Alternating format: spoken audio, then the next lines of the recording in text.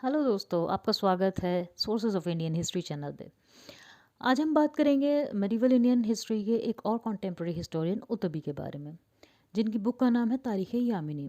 अब ये तारीख़ यामिनी से क्या मतलब है, क्योंकि वो महमूद ऑफ गज़नी तक की हिस्ट्री बताता है बहुत अच्छे से। अगर हम ईयर के हिसाब से बात करें तो 1020 तक की वो हिस्ट्री हमको बताता है। और क्योंकि महमूद ऑफ गज़नी का जो टाइटल था सुल्तान बनते समय, वो उसने लिया था यामिनुद्दौला का, इसलिए ये बुक का जो नाम है तारीख़ यामिनी रखा गया। हालांकि वो इसमें हिस्ट्री जो देता है वो सुबुक्तगीन से इंफॉर्मेशन देना स्टार्ट करता है। And it is said that it's a great book to know about the history of Mahmud of Ghazni. And the most important thing is Utbi was the secretary of Mahmud of Ghazni, यानी कि वो उसका एक दरबारी सदस्य है।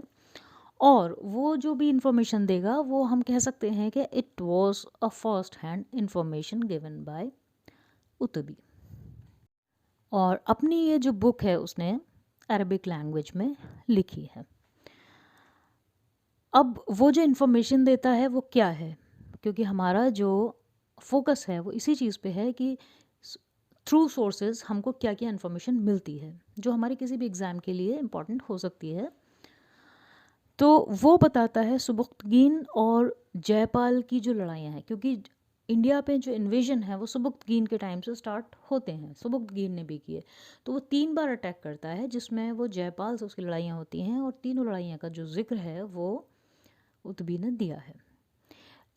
जो थर्ड बैटल हुई है जयपाल के साथ, जिसमें उसकी जो कॉन्फेडरेसी को हराया उसने, वहाँ तक वो उसके बारे में बताता है। इसके बाद वो इन्फॉर्मेशन देता है कॉन्क्वेस्ट ऑफ भटिया की, यानी ये जो पूरा रीजन है ये पूरा नॉर्थ वेस्ट वाला रीजन है। ओके, इसके बाद वो बताता है कैप्चर ऑफ मुल्तान, फिर कैप्चर ऑफ भीमनगर। ये जो भीमनगर है ये जगह कांगड़ा वैली में हिमाचल प्रदेश के अंदर थी।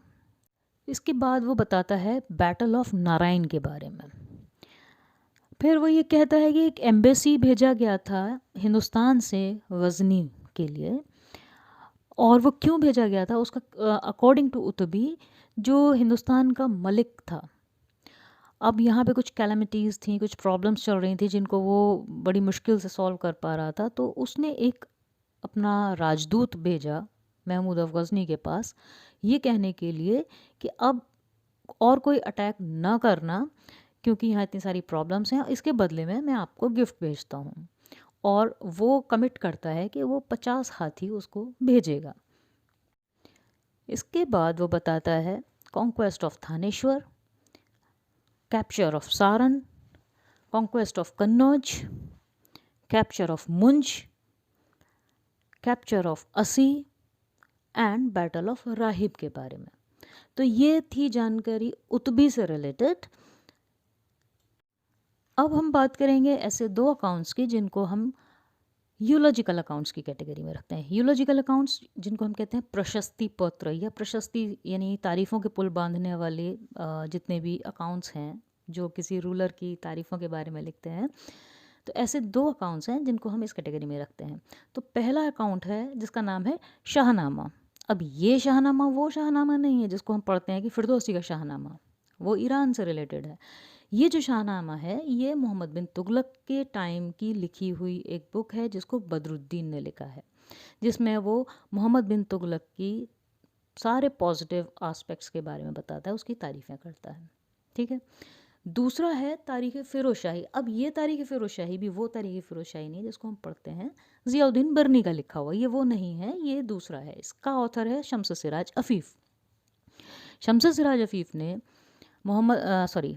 फ़िरोज़ तुगलक की जितनी भी सोशल वेलफेयर पॉलिसीज़ थी उनके बारे में लिखा है। उसका कंस्ट्रक्शन ऑफ कैनाल्स के बारे में वो इन्फॉर्मेशन देता है, वो दारुल शफ़ा के बारे में बताता है, वो दीवान बंदगान के बारे में बताता है।